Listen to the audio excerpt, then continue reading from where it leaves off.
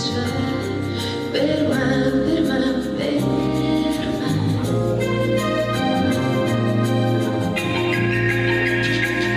Serve un po' di leggerezza e uno sguardo di bambino per correre incontro al tramonto.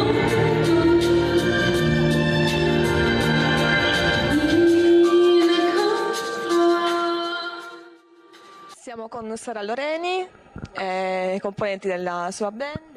Sì, il maestro Andrea Bertorelli alle tastiere e sempre il maestro Paolo Del Rico al basso elettrico. E Nicola Cecchella, che non fa parte del gruppo, però insomma è un importante sostegno. Un importante pilastro. Sì, vero? sì. Allora, è la tua prima volta qui a Musicultura Festival, impressione a caldo di questa manifestazione? Ma a me, insomma, sembra che sia un luogo abbastanza accogliente, diciamo, adesso dal punto di vista tecnico mi sono trovata abbastanza bene, nel senso che i suoni erano a posto. E poi abbiamo conosciuto anche, insomma, altri ragazzi che stavano in albergo con noi. No, direi che si sta bene, anche Un'ottima la compagnia. cornice, sì, anche la cornice della città, insomma.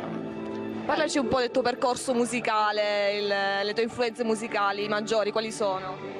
Partiamo, non so, dalla rock, quando avevo 15-16 anni cantavo in un gruppo di Soragna, vabbè, delle mie parti, e adesso invece diciamo che è un po' più sul jazz e poi le altre cose diciamo sono proprio mie, quindi non ti saprei dare